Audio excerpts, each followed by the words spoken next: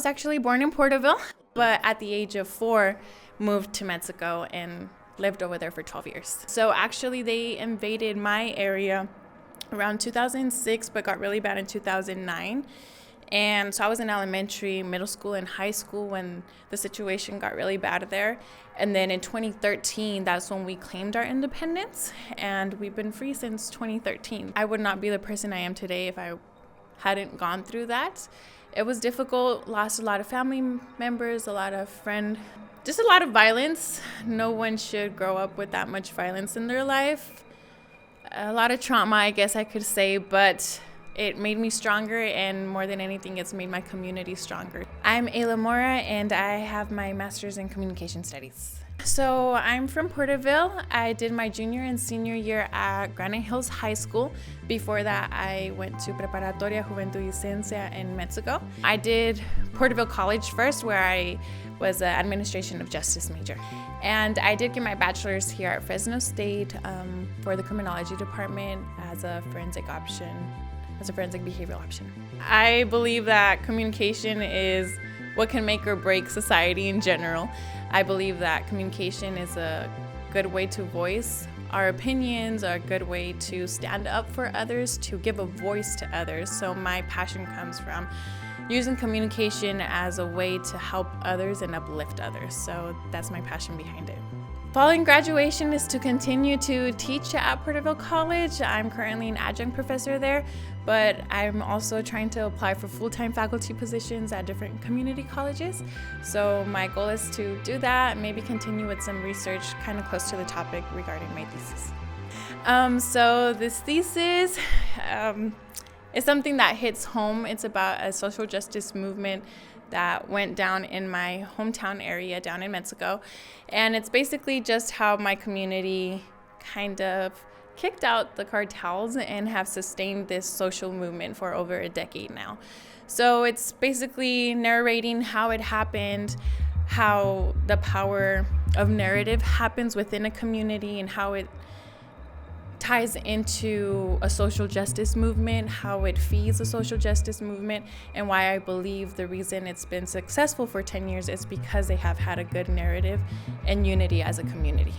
In the literature that's out there, they talk about my community as something that failed, a movement that failed, that got corrupted, that went back into the cartels. And although that happened in some neighboring communities, not in my community.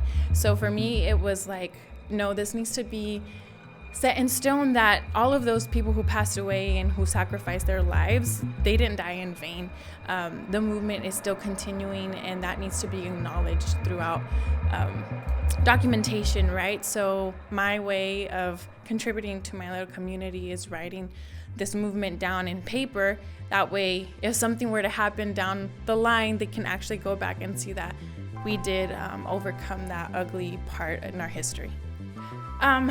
So actually I've been involved in a couple of things. So ever since high school, I was a Z Club member, and later on became a Zonta member too. So we're an international community that helps women. So Zonta member, I've been involved with just the city events, city of Porterville.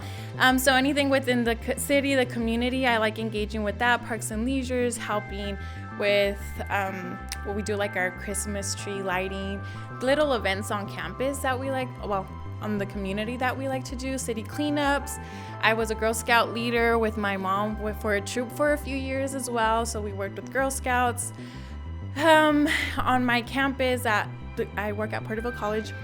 We help out students with different needs as well. We have the Rising Scholars program that I assist my boss with a lot of the documentation and stuff that goes into that. But in terms of like extracurriculars and hobbies on the side as well, I am a musician, so I like to make music. Yes, guitar is my instrument. That's my main one. So get to play some guitar here and there. I train jiu-jitsu too. So yeah, just learning self-defense tactics. So I would like to thank so many people in my life from the community that I grew up in Mexico.